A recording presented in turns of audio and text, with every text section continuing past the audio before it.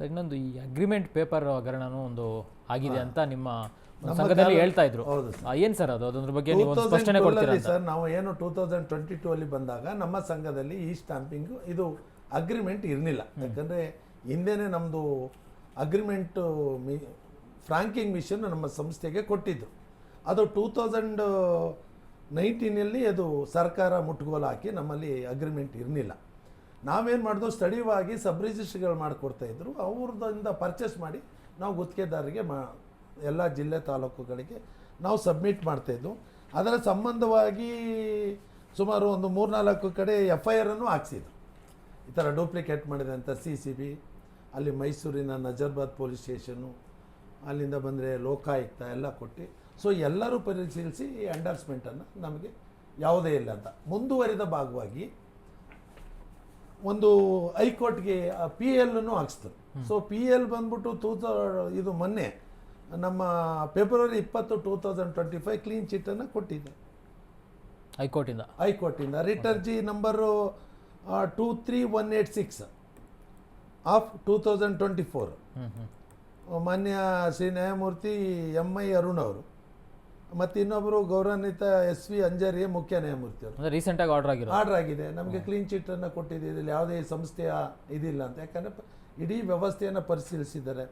ಮುಂದುವರೆದ ಭಾಗವಾಗಿ ನಮ್ಮ ಸಂಘದ ಆರ್ಗನೈಸೇಷನ್ನು ಸ್ಟಾಪ್ ಆಗ್ತಾಯಿದೆ ಅಂತ ನಾವು ಅವತ್ತಿನ ಕಂದಾಯ ಸಚಿವರು, ಕಂದಾಯ ಅಧಿಕಾರಿಗಳ ಜೊತೆ ಭೇಟಿ ಮಾಡಿ ನಾವು ಇವತ್ತು ಈ ಸ್ಟಾಂಪಿಂಗನ್ನು ನಮ್ಮ ಸಂಘದ ವ್ಯವಸ್ಥೆಯಲ್ಲಿ ಮಾಡ್ತಾಯಿದ್ದೀವಿ.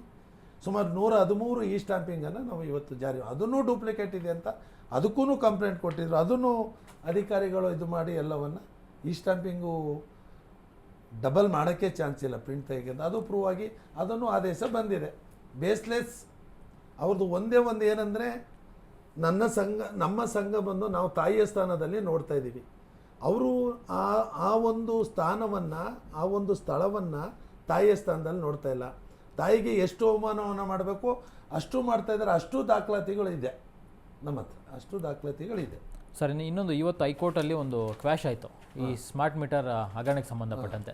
ಜಾರ್ಜ್ ಅವ್ರ ವಿರುದ್ಧ ಏನೋ ಕೇಸ್ ಹಾಕಿತ್ತು, ಅದು ರದ್ದಾಗಿದೆ. ಮತ್ತು ನಿಮ್ಮ ಸಂಘದ ವತಿಯಿಂದ ಸಹ ಹೋರಾಟಗಳು ಮಾಡಿದರೆ ಈ ಒಂದು ಸ್ಮಾರ್ಟ್ ಮೀಟರ್ ಬೆಲೆ ಏನಿದೆ ಅದನ್ನು ಕಮ್ಮಿ ಮಾಡಬೇಕು ಅಂತ ಫ್ರೀಡಮ್ ಪಾರ್ಕಲ್ಲಿ ಇದು ಮಾಡಿದರೆ ಅದರ ಒಂದು ಏನು ವಸ್ತುಸ್ಥಿತಿಗತಿ ಎಲ್ಲಿಗೆ ಬಂತು ಸರ್? ಸ್ಮಾರ್ಟ್ ಮೀಟ್ರದ್ದು ವಿಷಯ ಯಾರಿಗೂ ಗೊತ್ತೇ ಅನ್ನಿಲ್ಲ. ಸ್ಮಾರ್ಟ್ ಮೀಟ್ರದ್ದು ಹೋರಾಟದ ಮ್ಯಾಟ್ರ್ ತೆಗೆದವ್ರೆ ನಾವು ಫ್ರೀಡಮ್ ಪಾರ್ಕಲ್ಲಿ ಅದನ್ನು ದೊಡ್ಡ ಮಟ್ಟದಲ್ಲಿ ಪ್ರಚಾರ ಕೊಟ್ಟಂಥದ್ದು ನಮ್ಮ ಹೋರಾಟ. ಆ ಹೋರಾಟ ಆದ ನಂತರ ಸಂಪೂರ್ಣ ಮಾಹಿತಿಯನ್ನು ನಾವು ಜನಗಳಿಗೆ, ಮೀಡಿಯಾದವರಿಗೆ ಎಲ್ಲರಿಗೂ ಕೊಟ್ಟಾಗ ಅದು ದೊಡ್ಡ ಆಂದೋಲನ ಥರನೇ ಪ್ರತಿಯೊಬ್ಬ ಗ್ರಾಹಕನು ಇಂಟ್ರೂ ಮಾಡಿದ. ಹಲವಾರು ಮೀಡಿಯಾಗಳು ಅದ್ರ ಬಗ್ಗೆ ಒಂದು ದೊಡ್ಡ ಎಪಿಸೋಡ್ಗಳನ್ನೇ ಮಾಡಿದ್ರು, ಎಲ್ಲ ಹಲವಾರು ಮೀಡಿಯಾಗಳು. ಆ ಹೋರಾಟವನ್ನು ಮಾಡಿದಂಥ ಸಂದರ್ಭದಲ್ಲಿ ಹೈಕೋರ್ಟ್ಗೆ ಕೇಸ್ ಹೋಯ್ತು. ಆವಾಗ ನಮ್ಮ ಇಂಧನ ಸಚಿವರು ಕಲಾಪಗಳಲ್ಲೂ ಹೇಳಿದ್ರು, ಹೈಕೋರ್ಟಲ್ಲಿ ಕೇಸ್ ಬುಕ್ ಆಗಿದೆ, ಹೈಕೋರ್ಟ್ ಆದೇಶವನ್ನು ನಮ್ಮ ಸರ್ಕಾರ ಪಾಲನೆ ಮಾಡ್ತದೆ ಅಂತ ಹೇಳಿದ ಮೇಲೆ ಸೊ ಆ ಕೇಸು ಅಲ್ಲೇ ನಮ್ಮದು ವ್ಯವಸ್ಥೆ ನಿಂತೋಯ್ತು ಸರ್. ಈಗಾಗಲೇ ನೋಡಿ ನಮ್ಮ ಹೋರಾಟದ ಒಂದು ಪ್ರತಿಫಲ ಏನಾಯಿತು ಅಂದರೆ, ಮೊನ್ನೆ ಲಾಸ್ಟ್ ಒಂದು 20 days ಬ್ಯಾಕು ಗವರ್ನರ್ ಒಂದು ಆರ್ಡರ್ ಕೊಟ್ಟರು, ಲೋಕಾಯುಕ್ತಗೆ FIR ಹಾಕೋಕ್ಕೆ ಪರ್ಮಿಷನ್ ಕೊಟ್ಟಿದ್ದಾರೆ. ಯಾರಿಗೆ? ಇವತ್ತಿನ ಇಂಧನ ಸಚಿವರಿಗೆ. ಅದು ನಮ್ಮ ಹೋರಾಟದ ಪ್ರತಿಫಲ. ಹಾಗೂ ಹಲವಾರು ಮೀಡಿಯಾದವರು ಅದು ಯಾರು ಹಾಕಿದ್ದಾರೆ, ನಮ್ಮ ಅಶ್ವಥ್ ನಾರಾಯಣ ಅವರು, ಧೀರಜ್ ಮುನಿರಾಜ್ ಸರ್ ಅವರು, ಇನ್ನೊಬ್ಬರು ಯಾರು ನಮ್ಮ ಇನ್ನೊಬ್ಬರು MLA ನಮ್ಮ ಬೆಂಗಳೂರಿನ ವಿಶ್ವನಾಥ್ ಅವರು, ಯಲಹಂಕ, ಇವರು 3 ಜನ ಅವ್ರಿಗೆ ಬೇಕಾದ ದಾಖಲಾತಿಗಳನ್ನು, ಸಂಪೂರ್ಣ ಮಾಹಿತಿಯನ್ನು ನಾವೇ ಕೊಟ್ಟಿರೋದು ಅವರಿಗೆ, ಸಂಪೂರ್ಣ ಮಾಹಿತಿಗಳನ್ನ. ಹಾಗೆ ಅವ್ರ ಹತ್ರ ನಾವು ಮನವಿಯನ್ನು ಮಾಡಿದ್ವಿ, ಇದು ಗುತ್ತಿಗೆದಾರಿಗೆ ತೊಂದರೆ ಆಗಲ್ಲ, ಬಟ್ ಈ ರಾಜ್ಯದ ಗ್ರಾಹಕರಿಗೆ ತೊಂದರೆಗಳಾಗ್ತದೆ ಅಂತ ನಾವು ಮಾಹಿತಿಯನ್ನು ಕೊಟ್ಟಿದ್ದೀವಿ. ನೋಡೋಣ ಕೋರ್ಟ್ ನಡೀತಾ ಇದೆ, ಏನಾಗ್ತದೆ. ಈಗ ಮೊನ್ನೆ ಮುಖ್ಯಮಂತ್ರಿಗಳು ಒಂದು ಮಾಹಿತಿಯನ್ನು ಕೇಳಿದ್ದಾರೆ, ತಮಗೆ ಆ ಕಲಾಪದಲ್ಲಿ ಸ್ಮಾರ್ಟ್ ಮೀಟರ್ ಬಗ್ಗೆ ಸಂಪೂರ್ಣ ದಾಖಲಾತಿಗಳನ್ನ ಕೊಡಬೇಕು ಅಂದ್ಬಿಟ್ಟು 28/11/2025ಕ್ಕೆ ನಮ್ಮ ಯಾರು ಸಾಂತ್ರಾಮ್ ಸರ್ಕಾರದ ಅಧೀನ ಕಾರ್ಯದರ್ಶಿ 5 ಕಂಪ್ನಿಗಳಿಗೆ ಕೇಳಿದ್ದಾರೆ, ಕಲಾಪದಲ್ಲಿ ಚರ್ಚೆ ಬರ್ತದೆ, ಸಂಪೂರ್ಣ ಮಾಹಿತಿಯನ್ನು ಕೊಡಬೇಕು ಅಂತ. ಸೊ ಸ್ಮಾರ್ಟ್ ಮೀಟರ್ ಇವತ್ತು ದೊಡ್ಡ ಮಟ್ಟದಲ್ಲಿ ಇಶ್ಯೂ ಆಗಿದೆ ಅಂದರೆ ಅದು ಗುತ್ತಿಗೆದಾರ ಸಂಘದ ಅವತ್ತಿನ ಹೋರಾಟ. ಸರ್ ಇದರಿಂದ ಸಾರ್ವಜನಿಕರಿಗೆ ಏನು ಯಾವ ರೀತಿ ಅನುಕೂಲ ಮತ್ತು ಅನಾನುಕೂಲ ಆಗುತ್ತೆ? ಸ್ಮಾರ್ಟ್ ಮೀಟರ್ ಸರ್, ಸ್ಮಾರ್ಟ್ ಮೀಟ್ರಿಂದ ಸಾರ್ವಜನಿಕರಿಗೆ ಏನಾಗ್ತದೆ, ಇವತ್ತು ಅವರು ಇವತ್ತಿನ ಟೆಕ್ನಾಲಜಿಯನ್ನು ಯೂಸ್ ಮಾಡಿ ಅವರು ಬೈ ಸ್ಮಾರ್ಟ್ಫೋನಿಂದ ಆನ್ ಆ್ಯಂಡ್ ಆಫ್ ಮಾಡ್ಬೋದು, ರೀಡಿಂಗ್ ಮಾಡ್ಬೋದು, ಅಥವಾ ಅವ್ರಿಗೆ ಎಷ್ಟು ಯೂನಿಟ್ ಯೂಸ್ ಮಾಡ್ಬೋದು ಅನ್ನೋ ಎವ್ರಿ ಡೇ ಅವರು ಸ್ಟಡಿ ಮಾಡ್ಕೋಬೋದು.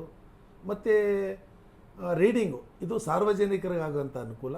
ಮತ್ತು ಸರ್ಕಾರಕ್ಕೆ ಏನಂದರೆ ಸಿಬ್ಬಂದಿ ವರ್ಗದವರು ಕಡಿಮೆ ಆಗ್ತಾರೆ. ಇಲ್ಲಿಂದನೇ ರೀಡಿಂಗ್ ಮಾಡ್ಬೋದು ಅವರು ಒಂದು ಅವರ ಕಂಟ್ರೋಲ್ ರೂಮ್. ಮತ್ತು ಬಿಲ್ ಇಶ್ಯೂ ಮತ್ತು ರಿಸೀವಿಂಗನ್ನು ಆನ್ಲೈನಲ್ಲೇ ಮಾಡ್ಬೋದು. ಯಾವುದೇ ಸಿಬ್ಬಂದಿ ಹೋಗಿ ರೀಡಿಂಗ್ ತೊಗೋಬೇಕು ಅನ್ನೋ ವ್ಯವಸ್ಥೆ ಇರಲಿ. ಇದು ಒಂದು ಕಂಪನಿಗಳಿಗೆ ಅನುಕೂಲ ಆಗ್ತದೆ. ಕಂಪನಿಗಳಿಗೆ ಏನು ಈ ಎಕ್ಸ್ಪೆಂಡಿಚರ್ ಬರ್ಡನ್ ಕಡಿಮೆ ಆಗ್ತದೆ. ಈ ಎಕ್ಸ್ಪೆಂಡಿಚರ್ ಬರ್ಡನ್ನು ಅನುಕೂಲ ಬಂದು ಗ್ರಾಹಕನಿಗೆ ಆಗೋದು. ಯಾಕಂದ್ರೆ ಅವ್ರ ಬಿಲ್ಲಿಂಗಲ್ಲಿ ಏನೇ ಎಕ್ಸ್ಪೆಂಡಿಚರ್ ಆದರೂ ಎಲೆಕ್ಟ್ರಿಕ್ ಬಿಲ್ ಮೇಲೆ ಹಾಕ್ತಾರೆ. ಸೊ ಅದರಿಂದ ಅದು ಗ್ರಾಹಕರಿಗೂ ಅನುಕೂಲ ಆಗ್ತಾಯಿದೆ. ಬಟ್ ಇಲ್ಲಿ ಏನಾಯಿತು ಅಂದರೆ ಬೇರೆ ರಾಜ್ಯಗಳಲ್ಲಿ ಮಾಡ್ದಂಗೆ ಸ್ಮಾರ್ಟ್ ಮೀಟ್ರ್ ಇಲ್ಲಿ ಮಾಡಲಿಲ್ಲ. ಬೇರೆ ರಾಜ್ಯಗಳಲ್ಲಿ ಏನು ಮಾಡಿದ್ರು ಅಂದರೆ ಒಂದು ಸ್ಮಾರ್ಟ್ ಮೀಟ್ರನ್ನ ಅಳವಡಿಸಿ ಹಂತವಾಗಿ 5 ವರ್ಷಕ್ಕೆ ಅಮೌಂಟನ್ನು ಕಲೆಕ್ಟ್ ಮಾಡ್ತಾಯಿದ್ದಾರೆ ಬೇರೆ ಬೇರೆ ರಾಜ್ಯಗಳಲ್ಲಿ.